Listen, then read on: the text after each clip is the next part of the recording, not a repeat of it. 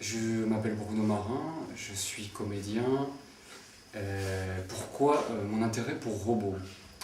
En fait, il y a deux raisons à ça au départ. La première, c'était le désir de retrouver Sébastien Chollet, qui est un collègue, ami avec qui j'ai pas mal travaillé par le passé. Et je lui ai fait la proposition de monter un duo comique. Ce à quoi elle a répondu dans la seconde, d'accord, on va interpréter la vie imaginaire de deux robots. Ça, c'est le premier point. Le deuxième point, c'est mon intérêt donc pour le jeu théâtral en général, notamment le théâtre no, qui est un art traditionnel lyrique japonais que j'étudie depuis plusieurs années sous la direction d'un maître. Et on a d'ailleurs fondé une école qui s'appelle l'école Sayou. J'ai eu ce désir depuis plusieurs années de confronter ces techniques de jeu ancestrales, très très fortes, très efficaces sur le plateau, avec une fable moderne. Donc quelque part faire cohabiter une narration contemporaine avec des outils ancestraux. Voilà.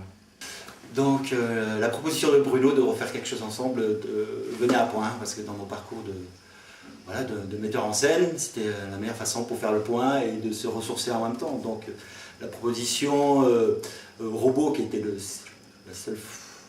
seul cadre qu'on s'était donné, après tout le reste était ouvert, c'est-à-dire que simplement de nous retrouver à nous deux, de réinterroger le lien qu'il y avait entre nous et ce qu'on pouvait faire simplement à deux, et de réinterroger le jeu même, et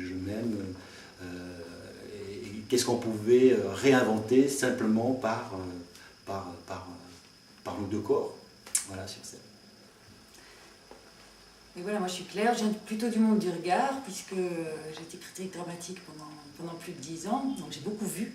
Et puis je suis devenue dramaturge, et comme dramaturge, évidemment, dans ce projet, c'est le sens qui m'intéressait. Mais j'ai commencé par visionner les premiers fragments de travail de studio que Bruno m'avait envoyé, et puis bon là, j'ai éclaté de rire, ça m'a fait beaucoup de bien, et deux, je trouvais qu'il y avait un très très beau, enfin que c'était hyper poétique ce qu'il proposait, tout en étant très drôle, et donc ça touchait une espèce de lisière comme ça du burlesque, c'était assez inclassable, indéfinissable, et ça me réjouissait aussi, parce que bon, c'est vrai que du côté du théâtre francophone surtout, on reste encore quand même dans des frontières assez cloisonnées. Ici, bon, c'était un peu hors frontières, hors cadre, avec une liberté du genre et des genres qui faisait beaucoup de bien. Et ce qui m'a frappé aussi beaucoup, c'était la qualité de leur complicité et le potentiel qui était immédiatement reconnaissable et qui existait donc dans cette complicité. Non, bon, ce qui m'a séduit aussi dans la perspective d'une création, c'est de voir que dans leur complicité, en fait, dans ce qu'ils mettaient en place par improvisation, dans leur lien à tous les deux, il y avait quelque chose de très naturel, de très organique et de très vif.